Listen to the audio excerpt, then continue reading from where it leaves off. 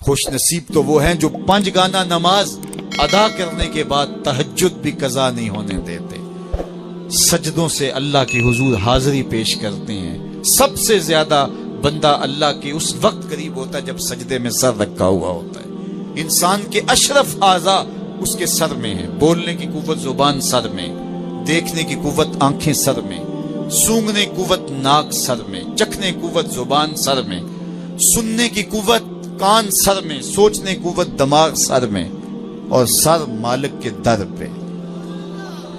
ناک بھی رگڑ رہا ہے، پیشانی بھی رگڑ رہا ہے، اور زبان سے کیا کہہ رہا ہے؟ سبحان ربی الاعلی، مالک مجھ سے نیچے کوئی نہیں، تیرے سے بالا کوئی نہیں۔ انسان کو بندگی کا ذوق جب نصیب ہو جاتا ہے، جب اس کے حضور بندہ جھکنے لگ جاتا ہے، تو پھر وہ کسی کے آگے نہیں جھکتا۔ وہ ایک سجدہ جسے تو گراں سمجھتا ہے، 1000 سجدے سے آدمی کو دیتا ہے نجات۔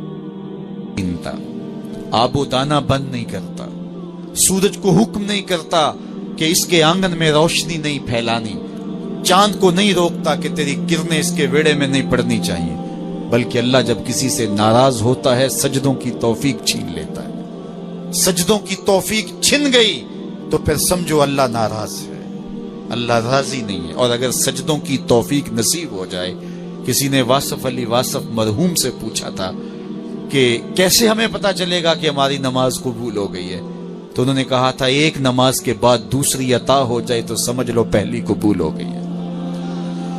تو نمازوں کا نصیب ہونا یہ اللہ کی رضا اور اللہ کی خوشنودی کی دلیل ہے، اور سجدوں کی توفیق کا چھن جانا یہ اللہ کی ناراضگی کی دلیل ہے۔ میں اور آپ دیکھیں کہ ہم کہاں کھڑے ہیں۔ دیکھیے دولت تو کفار کو بھی ملتی ہے، اللہ دولت اسے بھی دیتا ہے جس سے راضی ہے، اسے بھی دیتا ہے جس سے نہیں راضی، لیکن سجدوں کی توفیق اسے ہی دیتا ہے جس پہ وہ راضی ہے۔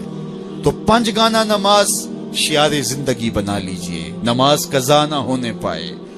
قیامت کے دن بے نمازی اس صف میں کھڑا ہوگا جس صف میں نمرود کھڑا ہوگا، جس صف میں حامان کھڑا ہوگا، قارون کھڑا ہوگا، شداد کھڑا ہوگا۔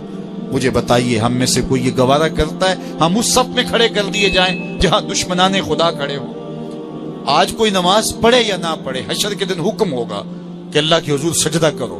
ہر کوئی سجدہ کرنا چاہے گا، جو نہیں پڑھتا وہ بھی کرنا چاہے گا، لیکن بے نمازی کی کمر اکڑ جائے گی، وہ آرزو رکھنے کے باوجود سجدہ نہیں کر پائے گا۔ قرآن بتاتا ہے کچھ لوگ جہنم کو دھکیلے جا رہے ہوں گے، انہیں کچھ لوگ پوچھیں گے ما سلککم فی سقر، تم جہنم کو کیوں جا رہے ہو، کیا ہوا تمہیں؟ تو وہ جواب میں کیا کہیں گے؟ لم نک من المصلین، ہم نماز نہیں پڑھا کرتے تھے۔ سب سے پہلا حساب قیامت کے دن جو بندے سے لیا جائے گا وہ نماز کا لیا جائے گا۔ پہلا سوال بندے سے یہ ہوگا۔ یا چڑیاں بھی رب کی تسبیح بولیں اور اشرف المخلوقات سویا رہے، جب صبح کا وقت ہوتا ہے حشرات الارض بھی بلوں سے نکل کے رب کی تقدیس کے ترانے پڑھ رہے ہوتے ہیں۔ درختوں کی شاخوں پہ چڑیاں پرندے وہ بھی اللہ کی تقدیس کے ترانے پڑھ رہے ہوتے ہیں، حشرات الارض بھی اس کی تقدیس کے گیت گا رہے ہوتے ہیں، اور اشرف المخلوقات خراٹے لے رہا ہو۔ اس سے بڑی بد نصیبی کیا ہو سکتی ہے؟ آئیے 5 گانا نماز شعار زندگی بنا لے۔ اس مجلس میں اگر کوئی بے نمازی ہے تو آج عزم مصمم کر کے یہاں سے لوٹے کہ آج کے بعد نماز نہیں چھوڑوں گا۔